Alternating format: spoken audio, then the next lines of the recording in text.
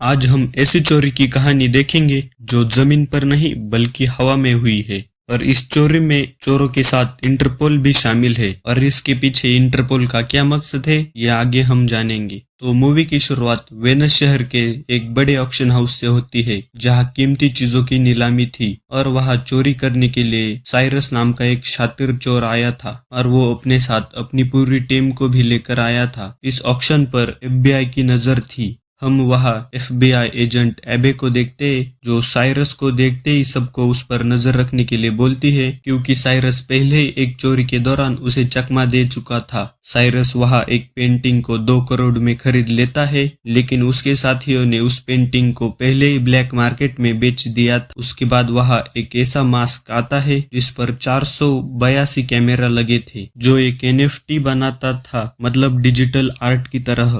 वहाँ उसका artist Annette भी मौजूद था जो अपनी पहचान छुपाए हुए था। साइरस उसे खरीद लेता है। तभी साइरस की साथी मिसान वहां का फायर अलार्म बजा देती है जिससे सभी लोग वहां से भागने लगते हैं। उसी भगदड़ के दौरान साइरस एनेट के पास आकर उसे बोलता है कि तुम मेरे यॉट पर चलो और वहां मैं तुम्हारा पेमेंट कर देता हूँ। उसके लिए एनेट राजी हो जाता है। वो यॉट की तरफ जाने लगते हैं लेकिन पुलिस उनका पीछा करती है तो वो उन्हें चकमा देकर वहां से निकल जाते हैं। यॉट पर पहुंचने के बाद साइरस एनेट को उसके पैसे दे देता है। फिर एनेट अपना मास्क उतार देता है जिसके बाद सब पार्टी करने लग जाते हैं। दूसरी तरफ एबे जो छानबीन कर रही थी तो वो डेंटिन तक पहुंच जाती है और उससे पूछताछ करने लगती है। एनेट के किडनैप होने की खबर सब जगह पहुंच जाती है। जब ये बात एनेट को पता चलती है तो वो साइरस से पूछता है कि क्या तुमने मुझे सच में किडनैप किया है। तो साइरस उससे बोलता है कि हमने तुम्हें किडनैप किया है तो नहीं यार, बल्कि तुम हमारे साथ हो। तुम्हारे किडनैप की खबर से तुम्हारे NF कीमत अब 8 करोड़ हो गई है और वो हम आपस में बांट लेंगे। कीमत सुन के एनेट खुश हो जाता है और उनसे हाथ मिला लेता है। एबे लंदन के इंटरपोल ऑफिस वापस आ जाती है जहाँ असले उसे बोलता है कि हमें तुम्हारे दोस्त साइरस की मदद चाहिए। फिर वो उसे लार्स जोगरसन के बारे में बताता है जो टेररिस्ट को फंडिंग करता है क्योंकि जब भी टेररिस्ट किसी शहर पर हमला करने वाले होते हैं तो वहाँ के शेयर्स गिर जाते हैं और इससे लार्स को भारी तादाद में फायदा मिलता है। इनको पता चलता है कि लार्स इस बार बहुत बड़ा हमला करने वाला है और उससे वो करोड़ों में कमाने वाला है। उसी हमले में वो हैकर्स को काफी ज्यादा सोना देने वाला है जो 17 दिनों में ज्यूरिख पहुंचने वाला है और हमें इसी सोने को चुराने के लिए साइरस की मदद चाहिए। पहले एबे मना कर देती है लेकिन लोगों की जान बचाने के लिए वो साइरस से बात करने के लिए तैयार हो जाती है। फिर वो साइरस के पास जाती है जहां साइरस उनकी पिछली मुलाकात के बारे में बात करता है जो एक चोरी के दौरान पेरिस में हुई थी और साइरस एबे को चकमा देकर भाग गया था।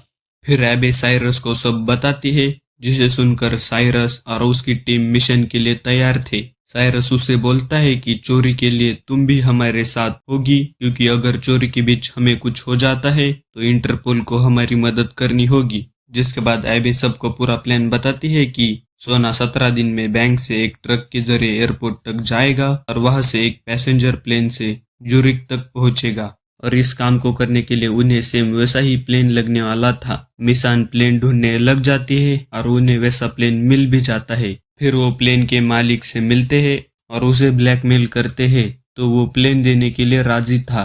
फिर सब अपना काम शुरू कर देते हैं। मिसान का काम था कि प्लेन को रडार से गायब करना, लेकिन प्लेन अचानक गायब हुआ तो वो पकड़े जा सकते हैं, इसलिए उन्हें एयर ट्रैफिक कंट्रोल में अपना एक आदमी चाहिए होगा। एबे ऐसे एक आदमी को जानती थी। फिर साइरस और वो उस आदमी को मिलने जाते हैं। उसका नाम हैरी था। वो बोलता है कि इस काम में खतरा ज्यादा है तो मैं रिस्क नहीं लूंगा क्योंकि मेरी नौकरी भी जा सकती है। साइरस उसे बोलता है कि मैं तुम्हें $10 लाख दूंगा। तो रकम सुन के हैरी तुरंत हाँ कर देता है। वापस आकर साइरस सबसे बोलता है कि तुम सब ये काम छोड़ सकते हो क्योंकि इसमें बहुत ज्यादा रिस्क है, पकड़े गए तो सीधा मौत ही होगी। उसके साथी उसे बोलते हैं कि तुम हमारे बिना ये काम नहीं कर सकते, इसलिए हम नहीं जाएंगे। दूसरी तरफ हैकर्स का ग्रुप लेवाइथन ने अपना पहला काम कर दिया था। उससे लार्स खुश था।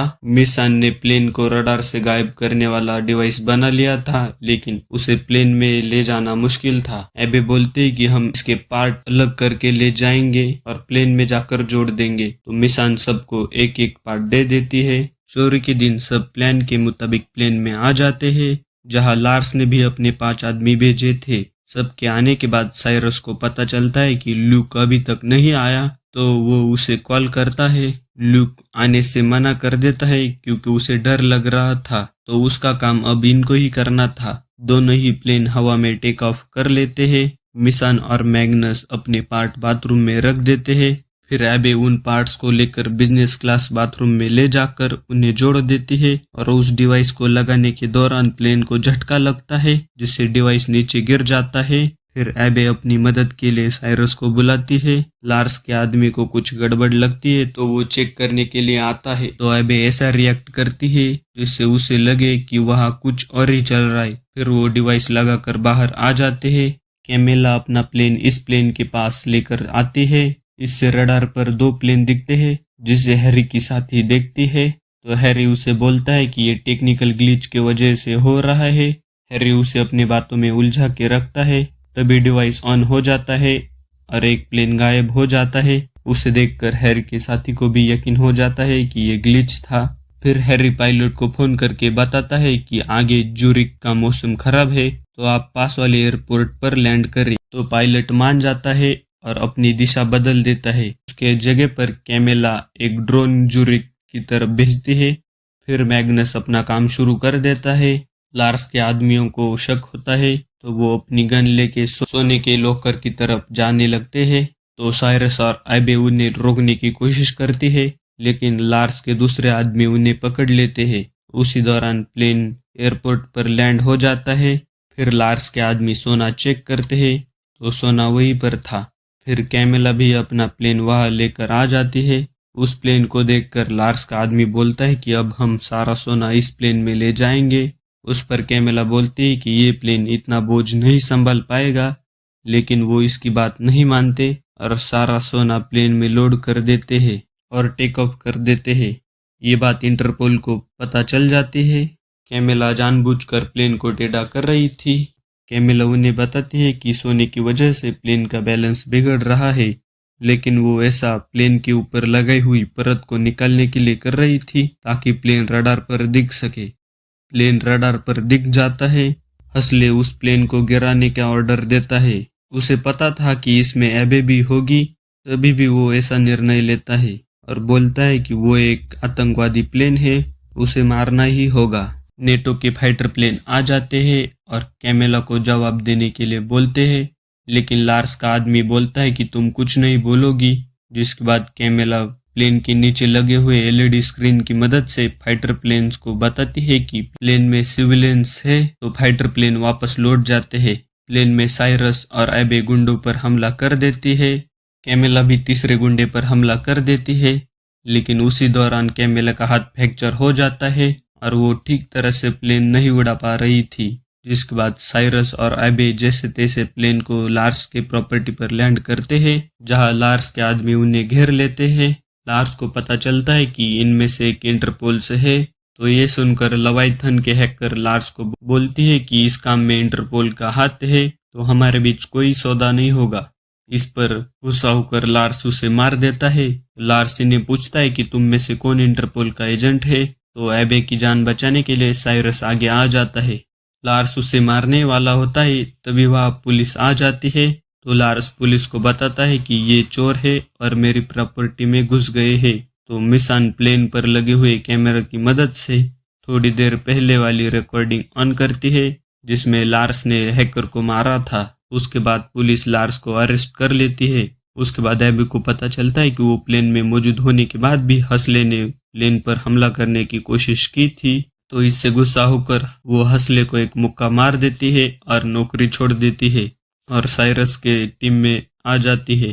फिर कुछ हफ्तों के बाद साइरस एबे को बताता है कि हमने असली सोना चुरा लिया है। साइरस बोलता है कि हमने लोहे की ईंटों को सुनहरा पेंट करके उन्हें भी उस प्लेन में रखा था और मैग्नस ने सोने को अदला बदली करके असली सोने को प्लेन से नीचे फेंक दिया था और लूक ने हमें धोखा नहीं दिया था। बल्कि उसका काम था कि सोने को सही तरह से लैंड करना। नकली सोने को देखकर हंसले काफी गुस्सा करता है। फिर पूरी टीम मिलकर सोना जहां छुपाया था वहां से बाहर निकालते हैं और यही मूवी खत्म हो जाती है। अगर आपको वीडियो अच्छा लगे तो लाइक एंड सब्सक्राइब जरूर करें। मिलते हैं अगले वीडियो में।